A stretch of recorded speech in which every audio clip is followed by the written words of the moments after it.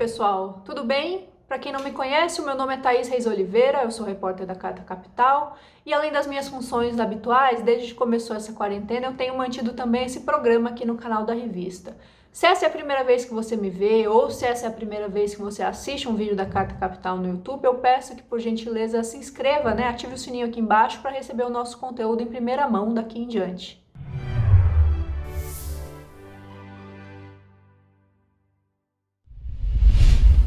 Na semana anterior, eu fiquei encarregada de escrever a reportagem de capa da edição de Carta Capital, que está agora nas bancas.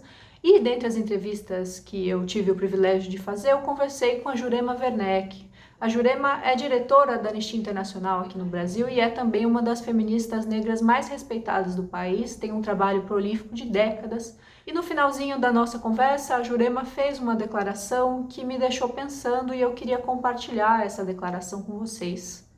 É que é preciso que mais gente se mova. Essa não é a primeira crise e se a gente não avançar, essa não vai ser a última. E como a gente está vendo, a gente está entrando num ciclo de crise. Se você pensar 2013 e olhar agora, estamos muito piores, não é? Eu não faço uma aposta, mas eu faço um grande convite. Todo mundo tem que aproveitar essa insatisfação e transformá-la em luta, não é? Em ação de transformação, porque só vai piorar, não vai melhorar. Não é? Isso não é não estou falando que existe uma ameaça lá fora da população negra. Existe uma ameaça lá fora de um sistema apodrecido, né? De Sim. Formas de organizações sociais apodrecidas. Então, ou a gente muda, né? Ou não vai ficar bom para ninguém, eu acho.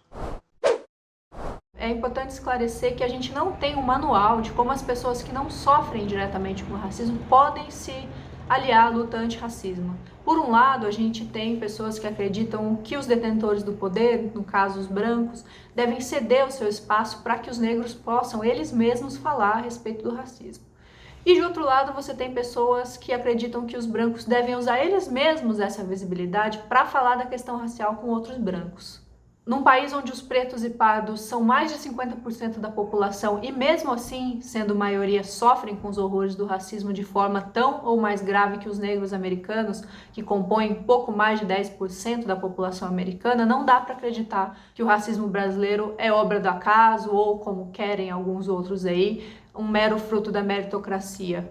As pessoas de pele mais clara no Brasil não são só agentes do racismo, mas elas também se beneficiam desse sistema.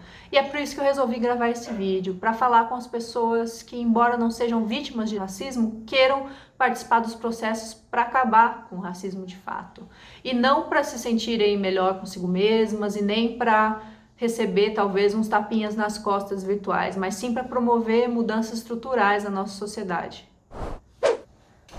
Em primeiro lugar, se você que está me assistindo é branco, precisa entender quais as implicações raciais, sociais, econômicas de ser branco no Brasil. Apesar dos pretos e dos pardos serem a maioria da população, quem vem de fora e liga a TV ou passeia por um bairro nobre no Brasil vai ficar com a impressão de estar, se não na Suécia, pelo menos na Espanha ou em algum país ibérico. Você não vê a demografia brasileira representada nos meios de comunicação e na cultura como deveria. Ser visto no Brasil como branco te traz vantagens que a falta dessa legitimidade não traz. E é claro que eu não estou falando aqui que as pessoas brancas pobres, que com certeza de fato existem, sofram menos ou tenham uma vida fácil, mas ao contrário da população preta, parda e pobre, que são a maioria dos pobres no país, não tem a barreira da cor como mais um empecilho para alcançar a igualdade e o progresso. Independentemente da sua condição social, não ser negro ou não ser visto como negro ou como pardo, é óbvio que isso está aberto a discussões, te traz vantagens, ponto, e não importa se você é de direita ou de esquerda. Então, o fundamental é entender isso. E se reconhecendo como branco, se for o caso, é importante depois disso reconhecer que o racismo existe, que é uma coisa estrutural, palpável, concreta e que não vai acabar se a gente deixar de falar dele. E que, embora se manifeste muitas vezes no plano individual e nas relações cotidianas, é um problema sistêmico. Hoje no Brasil, a taxa de homicídios, embora seja ainda altíssima, tem apresentado nos últimos anos uma tendência de queda. Mas a população negra é a principal vítima dos dois únicos tipos de homicídios que vem crescendo apesar dessa tendência global, que são 1, a intervenção policial e 2, o feminicídio. Segundo os dados mais recentes do Anuário de Segurança Pública, os negros são mais de 75% dos mortos por intercorrência policial no Brasil. Quando a gente fala em feminicídio, de cada 10 vítimas, 6 são negras. A chance de um jovem negro sofrer homicídio no Brasil é 2,5 vezes superior a de um jovem branco. Então, todos esses números servem para a gente entender que o racismo é um problema sistêmico, como eu já falei, e sendo um problema sistêmico, beneficia as pessoas que não são vítimas deles. Não tem condições da gente ter uma sociedade verdadeiramente democrática sem oferecer para todas as pessoas, independentemente da cor da pele, os mesmos direitos, as mesmas oportunidades. E também não dá para ficar em silêncio em relação ao racismo, é importante se engajar, denunciar, participar dos protestos, se inteirar de fato com a luta que tem acontecido já há anos no Brasil e que talvez só tenha ganhado a devida atenção da mídia e da sociedade de uma forma mais ampla agora. Então é importante para que a gente supere o racismo, que a gente se engaje e use a nossa voz em favor da luta antirracista.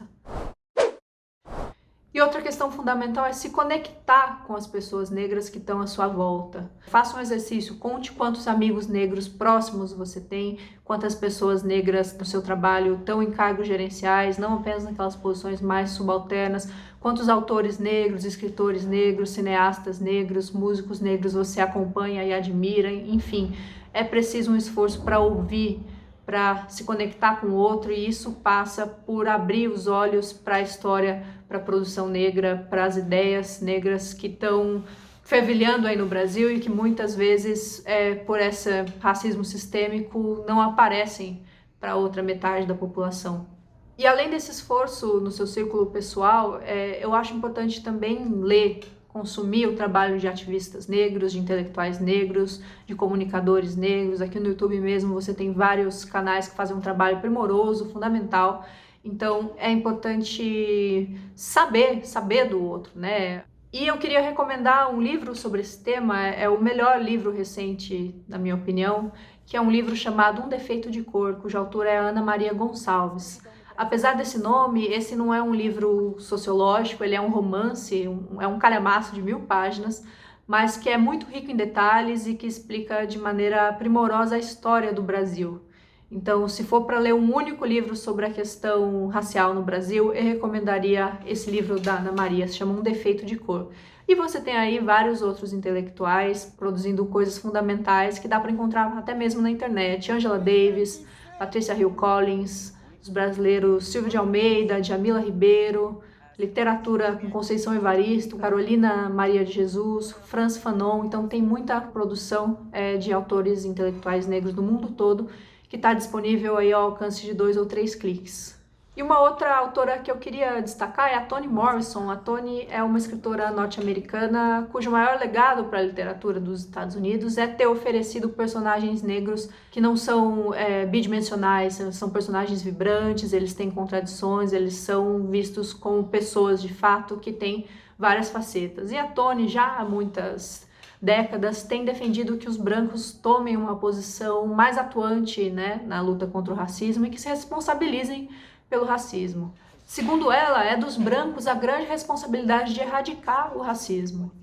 E agora, com essa onda global de protestos que foi provocada pelo assassinato do George Floyd por um policial americano, talvez a gente tenha em décadas a principal oportunidade para ter, de fato, um movimento antirracista com a participação ampla da população branca. Nos Estados Unidos, esse virou um tema de primeira hora do debate público desde a morte do George Floyd. Uma pesquisa recente que saiu, que foi feita pela Universidade de Monmouth, mostrou que 71% dos americanos brancos agora consideram a questão racial um debate fundamental para os Estados Unidos. Isso, comparado com uma outra versão dessa pesquisa, feita em 2015, representa uma alta de 21 pontos, então é uma mudança bastante significativa.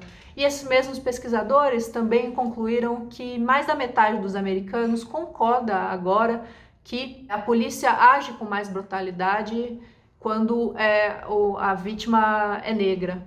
E é importante lembrar que essa guinada na opinião pública americana acontece em meio aos preparativos para mais uma eleição presidencial. As pesquisas divulgadas até aqui indicam que o Donald Trump não vai ter vida fácil frente ao Joe Biden, que é o candidato do Partido Democrata. O Biden, mais recentemente, entre outras propostas, apresentou um projeto para a reforma da polícia americana que, em certa medida, atende às reivindicações do Black Lives Matter.